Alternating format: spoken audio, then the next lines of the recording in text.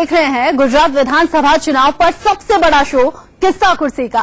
गुजरात फतेह करने के लिए बीजेपी और कांग्रेस ने अपना पूरा जोर लगाया हुआ है, लेकिन गुजरात का ताज किसके सर सजेगा ये बात सिर्फ गुजरात की जनता ही जानती है। लिहाजा इंडिया न्यूज गुजरात की जनता का मूड भांपने के लिए गुजरात के वलसाड जिले में पहुंचा। वलसाड की सियासी हवा का रुख किस तरफ है, वलसाड की जनता के मुद्दे क्या हैं, इंडिया न्यूज संवाददाता राजेश कुमार ने वोट यात्रा के जरिए इन सवालों को टटोलने की कोशिश की।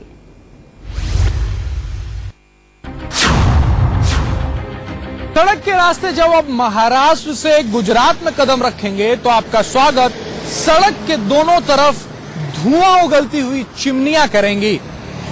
वैसे तो पूरा गुजरात ही व्यापार और अपने उद्योग धंधों के लिए जाना जाता है, लेकिन दक्षिण गुजरात में इसकी बहुआयत है।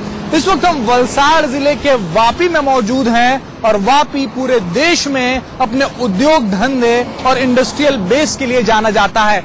ट्रांसपोर्टर इस वक्त हमारे साथ वापी के इकट्ठा हैं, उनसे हम जानते हैं ये जो इतने लंबे ट्रक्स की लाइन हम यहाँ पे देख रहे हैं, इसके पीछे क्या वजह है? क्या आप लोगों को कोई जगह नहीं है पार्किंग की?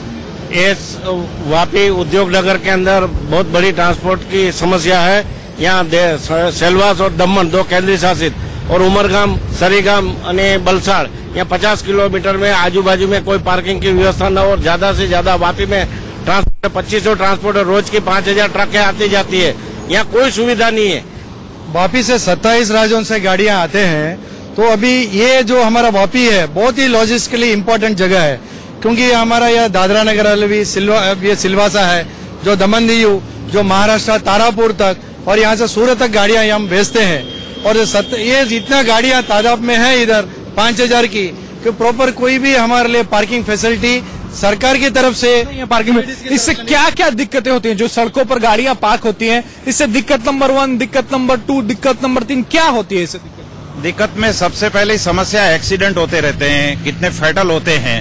ये सुविधा नहीं होने के कारण फैटल के केस बनते हैं। ये बड़ी समस्या है वापी ट्रैफिक के लिए भी और प्रशासन के लिए भी।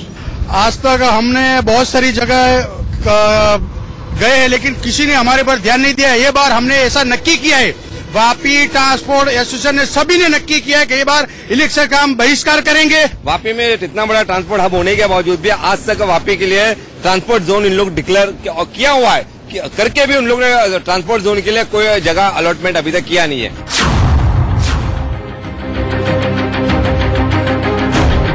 डुंगरी फलिया जो इलाका है वो आपको मैं दिखा दूं और उसके बारे में बता दूं। यहाँ पे पर प्रांतीय लोगों की संख्या ज्यादा है। जो गुजरात में जो इंडस्ट्रीज हैं वहां पे काम करने वाले लोग जो दूसरे राज्यों से आते हैं उनकी संख्या यहाँ पे बहुत ज्यादा है। तो इस इलाके में क्या है चुनाव के मुद्दे और जनता किसे वोट देगी जानने की कोशिश करते हैं। ये डुंगरी फलिया इलाका जो है इसके बारे में मुझे बताइए कि यहाँ पे कितने सालों से जो पर प्रांतीय लोग यहाँ पे रह रहे हैं, पिछले कितने सालों से यहाँ पे रहना शुरू किया? कम से कम यहाँ पे पर प्रांतीय लोग जो है कि 35 सालों से रह रहे हैं, 35-40 सालों से। और सब अब वोटर हो चुके हैं? हम 90% वोटर हो चुके हैं। तो किसको वोट देंगे? कांग्रेस। क्यों? क्योंकि हमें लगता है कि कांग्रेस कुछ करेगी हमारे लिए। कांग्रेस कुछ करेगी? नहीं, हमें तो नहीं लगता कि कांग्रेस कुछ करेगी।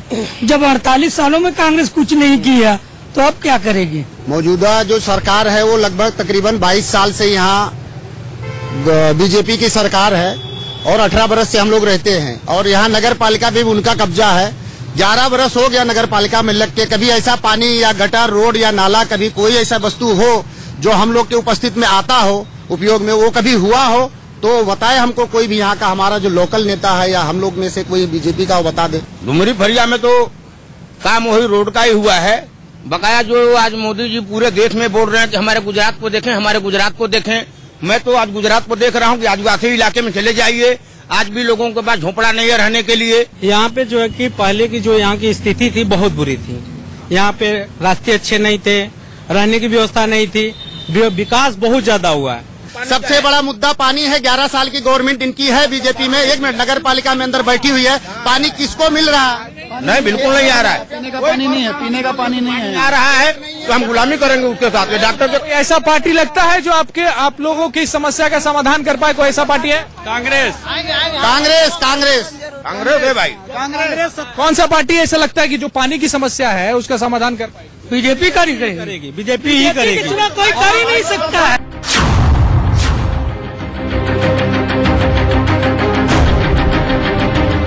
धर्मपुर के ऐतिहासिक राज्य रोहन गेट यानी कि तरण दरवाजा पे मौजूद हैं हम, और हमारे साथ जनता भी है। तो धर्मपुर में कौन जीतेगा ये जानने की कोशिश करते हैं, और क्यों जीतेगा, कौन जीत रहा है धर्मपुर में और क्यों जीतेगा? बीजेपी जीत रहा है। बीजेपी क्यों जीतेगी? बीजेपी विकास किया है ना, बीजेपी ने विकास किया है।